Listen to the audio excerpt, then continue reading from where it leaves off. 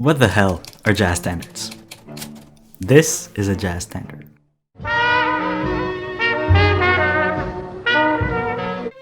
This is a jazz standard. Here comes the sun, little darling. This Isn't she lovely? Isn't she wonderful? is a jazz standard. And this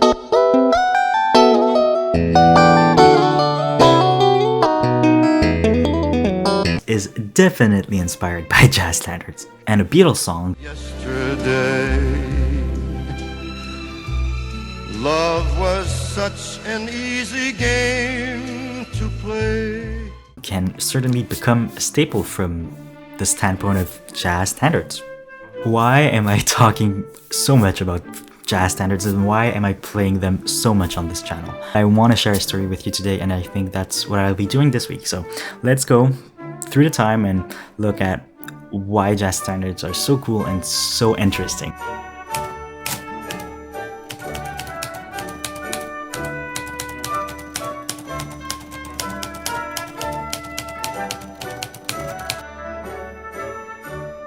Jazz standards, by their nature, are not defined by who wrote the song, but by who plays them, right?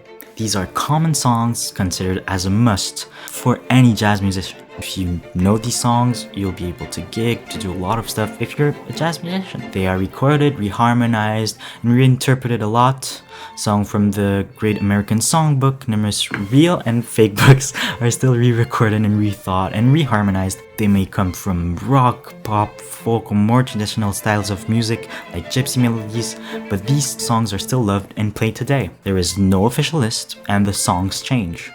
But you can certainly bet that someone will reuse your song today. If they could reimagine your songs through the 20th century with the power of the internet, you can be sure that someone will at least make some memes with them, may it be giant steps. Making my way downtown, walking fast, faces pass and I'm homebound.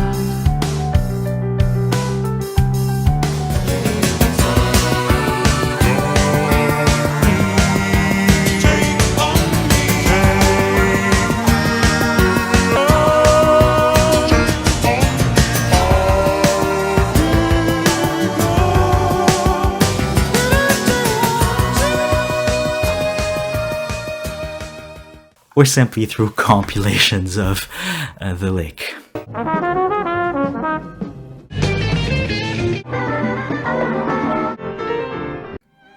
In culture today, we can see them in a bunch of movies, and the most popular one being Whiplash.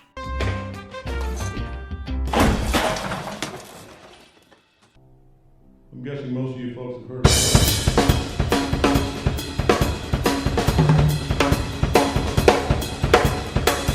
The basic premise with jazz standards is that if you follow along the structure of the song, then you can interpret it as you wish.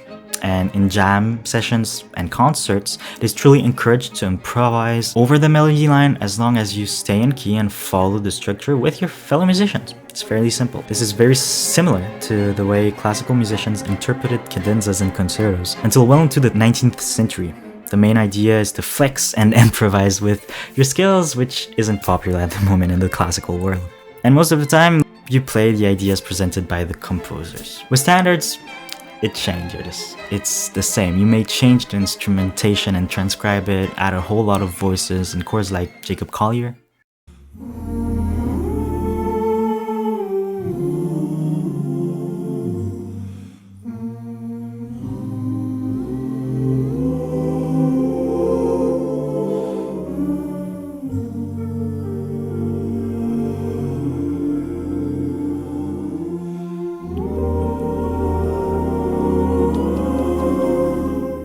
You can do a bunch of other stuff like changing the rhythms, the intonation, and accents, or even just use parts of them and still call them by the same name. This led many great artists through the 20th century all the way to today to record, produce, and reinvent, and most importantly, make these songs that were relevant yesterday shine today.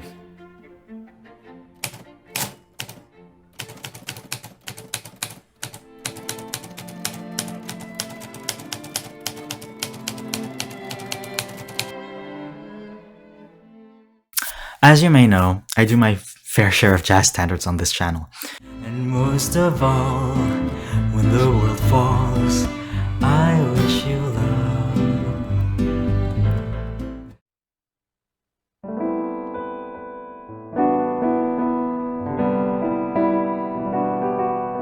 But my name is Random Violin. How come? I know I never really talk to you guys like this, at least, but I think it is important so you get a bit of more of a context of why I'm talking about jazz standards. 3.5 years ago, I got into my high school jazz band with a friend who already played the saxophone mainly to skip classes and attend competitions. That was the main rationale. I just didn't like to go to class. It was a great escape. We got to skip a few days a year for that. And also because I didn't have any music classes in high school and I was literally eating in the music room every single day, the teacher was like, hey, you know, you would be a great fit for the band. At the time, I was really into all sorts of music and wanted to learn something new. I did a whole bunch of orchestral music by this point with my school orchestra, I guess, which consisted of 2 lessons a week and the whole weekends and either sectionals or full orchestra practice, which looked a bit like this.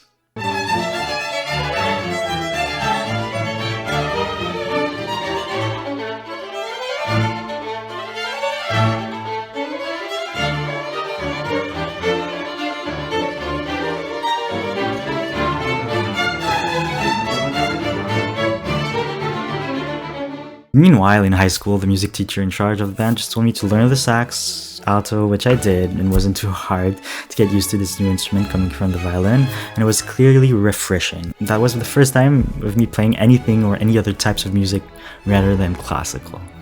We played soul, bossa nova, Fat Cat, these kinds of stuff. You can see most of what I played with the group on this channel. Then, at the end of the school year, and there wasn't enough music classes or songs to fill the set list for the end of the year concert, right? My friend and I, we decided to do a standard, right? We were like, all right, let's play something. And he came to me and he was like, I want to play Take 5 and I need someone to play with me. And he knew I could adapt myself well and that I could try something new because I learned something new through the saxophone that same year. Because it was only 5 chords on the piano, I learned them and somehow well enough to accompany him on his solo. That was how I started playing and learning the piano.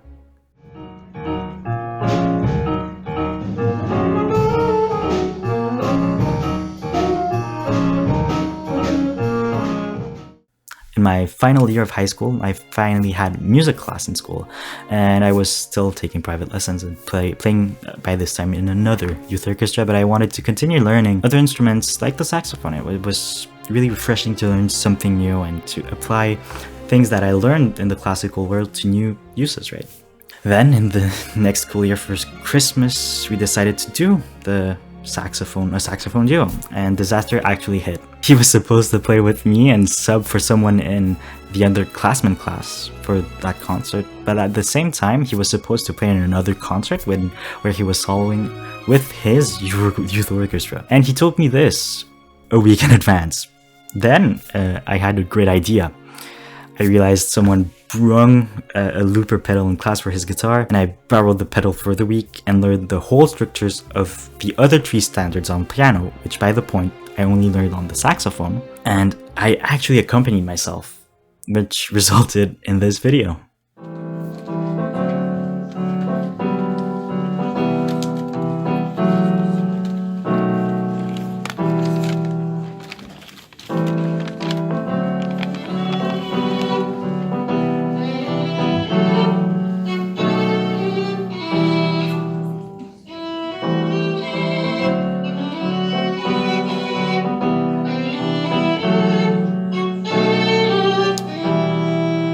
And I also did learn his whole parts that he was supposed to sub for the underclassmen in the same week.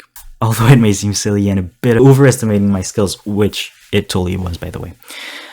At the time, I wanted to push through the odds and become the very best, though no one ever was. Traveling, searching far and wide, and teach myself to understand the power that's inside.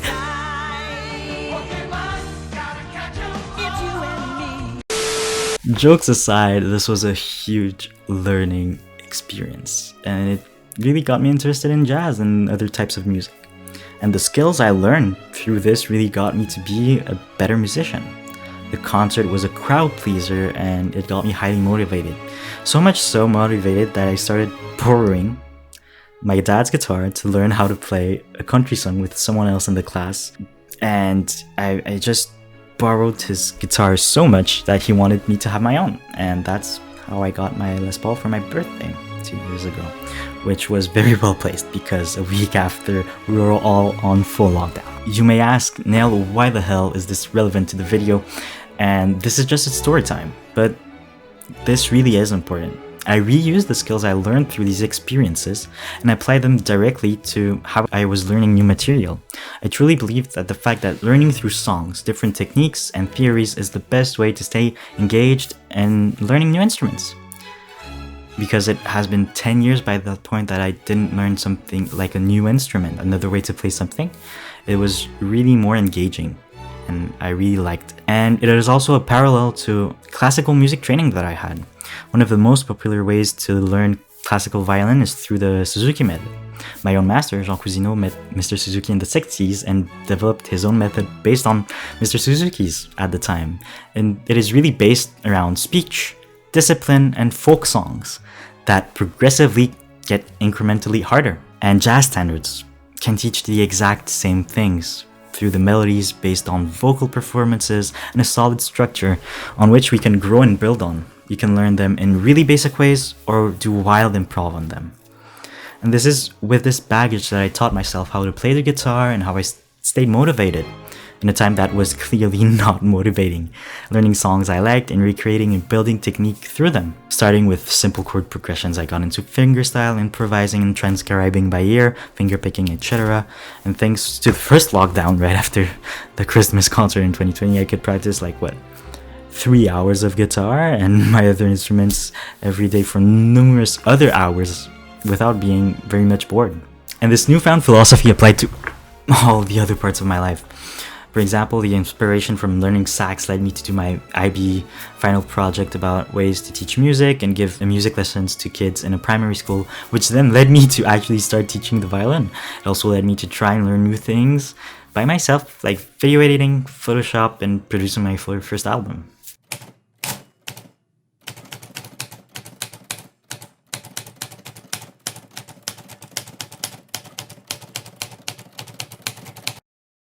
Igor Stravinsky once said that lesser artists borrow, great artists steal. And I truly think that it is a quote that is especially useful. By understanding other people's music and building upon them, you can make amazing songs. A contemporary example of this might be Tim Henson from the metal group Polyphia, explaining how he truly recommends learning to produce songs by remaking some that you like from scratch. Something that I used to do that I recommend everyone do if you're trying to learn how to produce or compose or anything is rebuild songs from scratch. When I first started learning to produce, I would remake beats from some of my favorite songs or just beats that I thought were super cool, one of those being Breakfast by Jaden Smith. And this brought him to his group's most popular song yet, Goat. Another application of this quote is learning your instrument by transcribing great solos and melodies to yours, a thing that is ever so popular on Instagram. It is often said that music is a universal language, but I firmly believe that jazz standards can be an awesome way to share music with anyone and also develop this language. Like this viral clip of a tourist joining local buskers on the street by playing Autumn Leaves.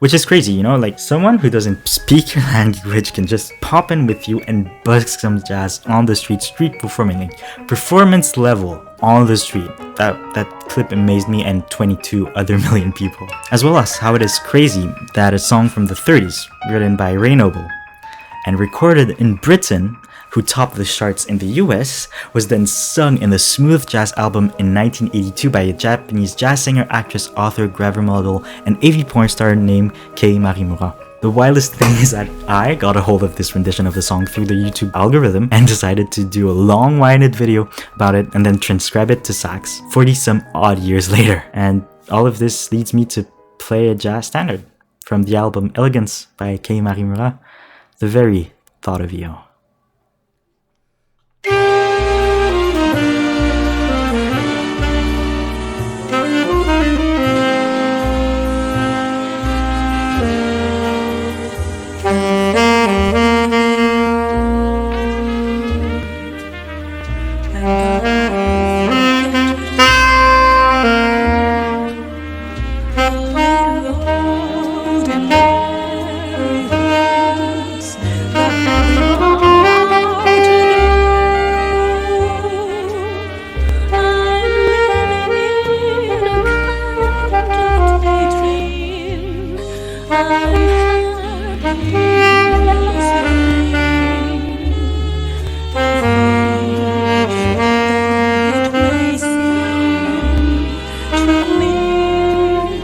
That's the